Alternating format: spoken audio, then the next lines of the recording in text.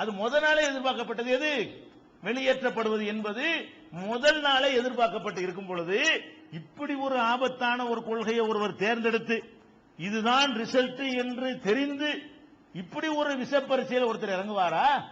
அப்ப இதையெல்லாம் வச்சு பார்க்கும் பொழுது கண்டிப்பா இறை தூதர் தான், டவுட்டே கிடையாது. ஒரு கடுகளவு கூட இவர் அல்லாஹ்வுடைய தூதர் தான் என்பதை மறுக்கிறதுக்கு ஒரு முகாந்திரம் இல்ல. அப்ப முகமது ஸல்லல்லாஹு அலைஹி வஸல்லம் அவர்கள் அல்லாஹ்வுடைய தூதர் என்பதை எப்படி அல்லாஹ் நிரூபிக்கிறான்? அவர்களை வைத்தே நிரூபிக்கிறான். ஆதாரத்தை அவங்களுக்குள்ளே அள்ளி போடுறான். ஆதாரத்தை அவர்கள் தூதர் என்பதற்கான ஆதாரத்தை வெறும் அற்புதங்களாக கழுதையை குதிரையாக்கி குதிரையை கழுதையாக்கி இப்படியான அற்புதங்களை ஆதாரமாக போடாமல் எதை போடுறான்?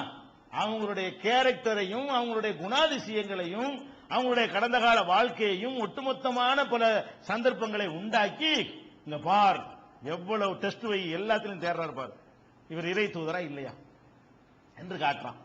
இதெல்லாம் நபின்னு சொல்வதற்கு முந்தி உள்ள நிலைமை, இறை தூதர்னு அறிவிக்கிறதுக்கு முன்னால் உள்ள நிலைமை. இறை தூதர் அறிவிச்சுட்டார்ல, அதுக்கப்புறம் பார்த்தா அதை விட குறையணுமா கூடணுமா? கூடணும்.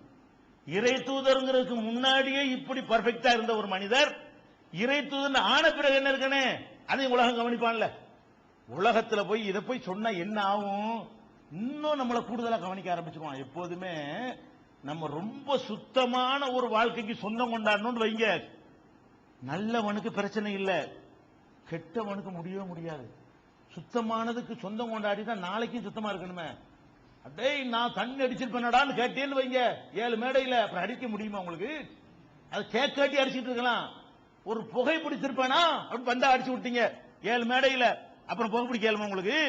பிடிக்கிற பழக்கம் இருந்தாலும் அடிப்பீங்களா? என்ன